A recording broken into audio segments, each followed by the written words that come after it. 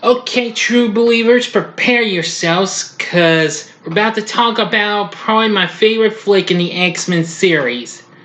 But not my favorite overall of the complete series, and it's X-Men Days of Future Past. You'll find why I like this movie when I review this right now. Bad Days! Entertainment rankings and reviews. So greetings, my fellow YouTubers and true believers out there, to Big D's Entertainment Rankings and Reviews. Welcome to the show, Well, you know what I mean. This is your friend Doyle, aka the Big D. This time around, I bring to you a review of the 2014 superhero flick, X-Men Days of Future Past. Now, as you can see here, I have the special extended version, aka the Rogue Cut, which I'll explain about that in a little bit, okay?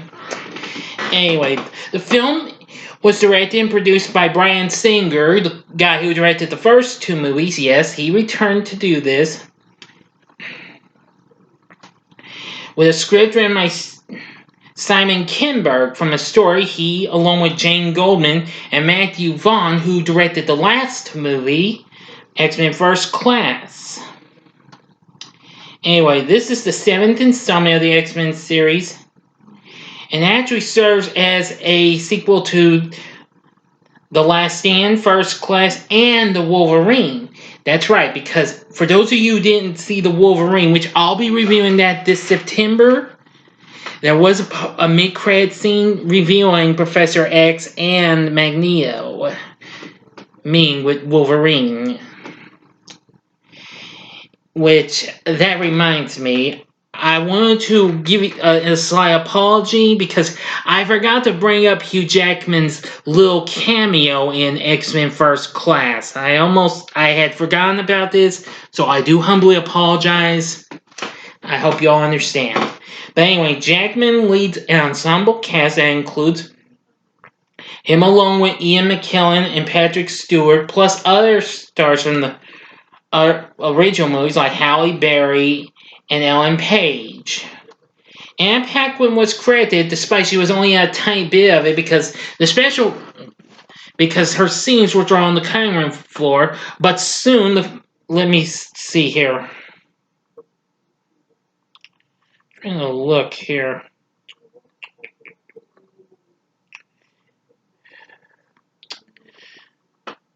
Okay. Oh, yes. This would be released the following year, a year later after this came out, and that restored the footage. So, plus a few more things, but anyway. Also, stars from the last movie return, including James McAvoy, Michael Fassbender, Jennifer Lawrence, and so others. Now, this is inspired by the 1981 Uncanny X-Men storyline of Days of Future Past by Chris Claremont and John Byrne. It focuses on two time periods, with Logan, aka Wolverine, traveling back in time to 1973 to change history and prevent an event that results in doom for both humans and mutants. So here we go. Now, the story starts out in a dystopian 2023 where the robot mutant hunters called Sentinels, they've been programmed to identify and hunt down mutants and any humans who help them. A small band of X-Men survivors led by Kitty Pryde, once again played by Ellen Page, and consistent of Colossus, who is once again played by Daniel Cudmore. I do believe, yes. Plus Bishop, played by Omar Sy. Let's see. Blink, who has the ability to create portals and teleport, played by Fan Bingbing. Sunspot, played by Aiden Canto, who's a mutant with an ability to project solar energy and create flames and possesses solar-powered strength and flight. And Warpath, played by Boo Boo Stewart, who the following year would start off a three-time playing of Jafar's son Jay in Disney's Descendants trilogy. Of course, he's a Bowie knives-wielding mutant, an expert tracker with super agility, reflexes, acute senses, and enhanced strength. Pretty cool, huh, folks?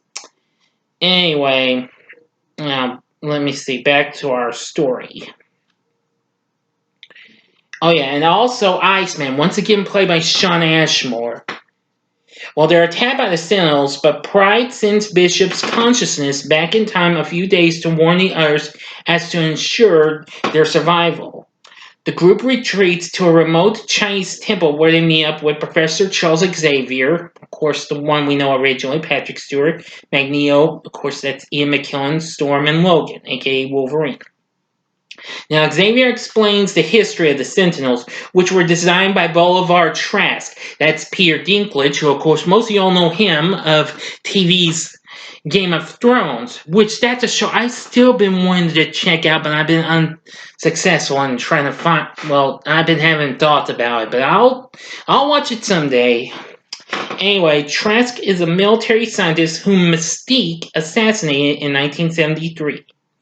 Alarmed by Trask's death, government forces captured Mystique and experimented on her, using her DNA to advance the Sentinel program, thus allowing them to adapt to nearly every mutant power. Xavier and Magneto plan to use Pride's ability to prevent Trask's assassination and the subsequent apocalyptic future, but since Xavier would not survive going back decades, Logan volunteers instead because his regenerative powers would allow him to survive the process. After awakening in his younger body in 1973, Wolverine wakes up and, well, he now just, because he doesn't have the adamantium blend into his bones and what have you yet. I'll explain about that later. Anyway, he goes to the X-Mansion, discovering that the school has been shut down for years due to many students and staff being drafted into the Vietnam War. And Eric Lensher, alias Magneto, the younger Magneto that is, Michael Fassbender, being falsely arrested for killing fellow mutant John F. Kennedy. Yeah, as in the president. Oh. Anyway, a young broken Xavier, James McAvoy, turned to alcoholism and has shunned his mutant powers by using a specialized serum that allows him to walk, but this suppresses his telepathic abilities. Hoping to reunite with Mystique, Xavier helps Logan and breaks Lyncher out of prison, aided by Hank McCoy, the Beast, that's once again played by Nicholas Hoult, and the newly recruited Pierre Maximoff, who, let me see, who played him again? Okay, that's Evan Peters. Now, let me tell you about that's one of my favorite parts in the movie is the prison break scene. Magneto is locked in deep below in a secret chamber in the Pentagon. They managed to get through with the help of the new member of the team, well, factually new member, Peter. He manages to stop a guard and takes him to the back door to the elevator and manages to free him using his powers to cause super speed to break the glass. Yeah, that's really something. When the young Charles and and Logan try and tell these other guards who are now in the kitchen because, Hank manages to set off the sprinkler system, and here comes when the real fun begins because Charles isn't too thrilled to see Eric and what have you, and soon the guards start to fire on him, and that's when Pierre goes into action, and we start hearing Jim Croce's Time in a Bottle. I think Rick and y'all have heard of Jim Croce, the guy who sung Bad Bad Leroy Brown and I Had to Say I Love You in a Song. Yeah, that was awesome. I gotta tell you, what he does to those cars is really something. And doing all the moving the bullets and what have you. Oh wow, you gotta see this. This is so good. Okay, now where was I? Oh yes. Anyway, they managed to get the chance to head to Paris, which is where Mystique currently is. She discovers that Trask has been experimenting on mutants and in revenge plots to assassinate him at the Paris Peace Accords. Her attempts fails after Xavier, McCoy, and Logan intervene, but however, Eric attempts to kill her, believing this could prevent the Sentinel takeover from happening. A fight ensues between Hank and Eric, allowing Mystique to escape but publicly exposing the three as mutants. And Trask takes advantage of this and successfully convinces President Nixon to initialize the Sentinel program.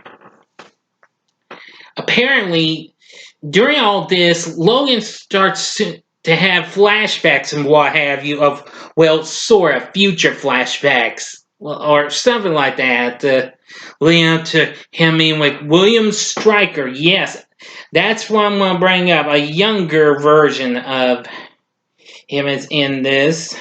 Let me see if I can remember. Yeah, played by Josh Hellman. Now, Brian Cox, who played him in X2, actually appears in archived footage, as a matter of fact. Yeah. Now, actually, according to this, to my source, Hellman was originally chosen to play a younger version of Kane Marco, alias Juggernaut, before the character was removed from the script, even after Vinnie Jones played the character in The Last Stand. Well, anyway, Eric retrieves his helmet from the military custody, using it to block Xavier's psychic powers, and secretly takes control of Trask's Sentinel prototypes. Returning to the X-Mansion, Xavier abandons the serum, regaining his mutant power, and communicates with his future self, who inspires him to protect the relationship between mutants and baseline humans. After using Cerebro to track Mystique, they all travel to Washington, D.C. to stop her plot to assassinate Trask. Yeah.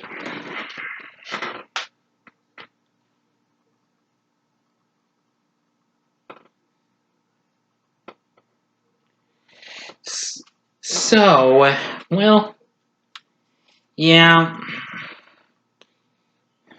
Even despite after meeting with, well, Charles and Hank and the others, well, apparently Mystique just takes a chance and goes on to DC and what have you.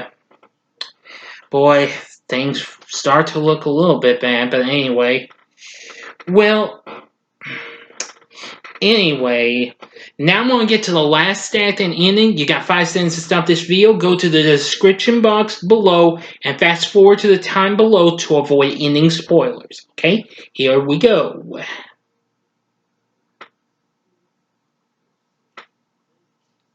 Okay, you've been warned. Now, at a ceremony where Nixon unveils the Sentinels, Xavier, McCoy, and Logan search for the disguised Mystique. But however, Magneto appears controlling the Sentinels and barricades the White House with the Robert F. Kennedy Memorial Stadium. During the battle, Magneto impales Logan with rebar and throws him into the Potomac River. Nixon, Trask, and a disguised Mystique retreat to the White House bunker, but Magneto rips it out of the building with the intention of killing the president. Meanwhile, though, in the future, the X-Men make their last stand As a large onslaught of Sentinels launch their attack on them, many perish while attempting to buy more time, with Magneto seriously injured. Back in 73, Xavier persuades Mystique to spare Trask after she saves Nixon from Magneto, altering history and erasing the Sentinels from existence. Magneto and Mystique each leave one a criminal, the other a hero. Trask gets jailed for attempting to sell U.S. military secrets to Vietnamese officials. After that, Wolverine awakens at the X-Mansion in 2023 to find that everyone is back, including Jean Grey and Scott Summers, aka Cyclops, who are of course played by their original counterparts, and Beast, who is once again played by Kelsey Grammer, but of course he, along with Famke Janssen, James Marsden, they were all uncredited. And Xavier is alive as well. Anyway, he tells a curious Logan, or should I say Wolverine, that they have much to discuss. Because Logan now has a history class to teach. So they go to it. Back in 1973, the younger Logan is rescued by Mystique, who is disguised as William Stryker. And that's how the story goes. But after that, we have a post-credit scene in ancient Egypt, where a crowd is seen chanting to Insabah-Nur, who telekinetically elevates building blocks to build pyramids as four horsemen observe him from afar. Which, of course, this would be our lead-in to the next movie, X-Men Apocalypse, which would be released 2 years later. And that's that. That's the end of X-Men Days of Future Past.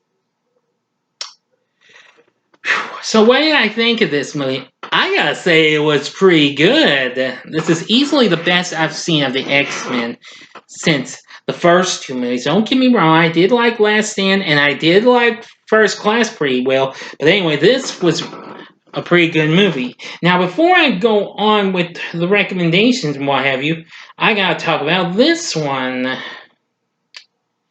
Now, anyway, let me explain. Now, in the Rogue cut to the film, Rogue's role is more consequential, and the narrative is more complex. Kitty is accidentally wounded after Wolverine's consciousness experiences a phase between past and future from seeing Stryker. Now, Bobby Drake, aka Iceman, proposes breaking into the heavily guarded remains of Cerebro at the former X-Mansion, the one place where Xavier's mind cannot reach others from the outside in order to rescue Rogue, who is being held captive there. So, Xavier, Magneto, and Iceman succeed in rescuing her, but unfortunately, it costs Iceman his life, however. Rogue uses her power to take over for Kitty in regards to keeping Wolverine's mind in 1973. For the remaining time until the moment, history is changed with a suggestion that Wolverine is aware of the switch as he appears to feel Rogue's presence. The Sentinels are able to find the X-Men through a tracking device inside a Sentinel's hand that was severed from the X-Jet during their escape. And in another major scene, Mystique stops at the X-Mansion the night before the Sentinel unveiling ceremony, which that's the part I was bringing up during my review, and revisits her previous romance with Beast and destroys Cerebro the following morning in order to prevent Xavier from finding her. And a new mid-credit scene shows Boulevard Trask imprisoned at Magneto's former prison cell beneath the Pentagon for selling military secrets to foreign countries, of course. That's all I can say. Anyway, well, I can say I love this movie. It's my favorite of the X-Men series. Don't worry, I will do an X-Men ranking this September as soon as I see the New Mutants, if we'll really get it. And which reminds me, I just learned that movie just got a PG-13 rating to my surprise, not an R rating, which that's why I thought it was going to get considering it was a horror movie. Oh well. let's hope for the best still come out well and be good and what have you. But anyway, I loved every bit of this movie. The atmosphere of 1973 in this, absolutely real good. And let's see. I just really loved the visual effects were all good. I had to agree with the critics on everything. The action scenes were good. The acting was real good. Everybody was real good. The thematic elements and the direction of Bryan Singer. Not just that, but John Ottman's score, who, of course, he composed X2. It's music. Oh, that's another thing. That also reminds me. There is another big surprise I found out about this movie. Now, the road cut here has both this version and the original theatrical version, but I preferably would watch the road cut more because I love it now. It may be unrated, but it's pretty good. And let me see. And well, the road cut is actually 17 minutes more than the theatrical cut. The theatrical cut's 131 minutes. The road cut's 148 minutes. So that's almost 2.5 hours. Anyway, now back to the music. I don't know if Ottman did this, but this was my surprise. Considering I don't think we saw the X glow in the 20th Century Fox logo like we did in the original trilogy, but it happens again. The X starts glowing once the logo fades out. But not only that, this was kind of a surprise.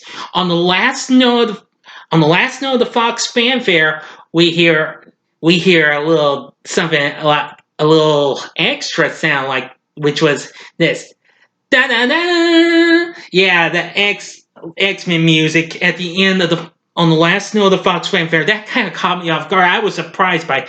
I haven't heard a surprise ending to a Fox fanfare since Alien 3. Yeah, but it didn't play the whole fanfare because it ended on one note, you know.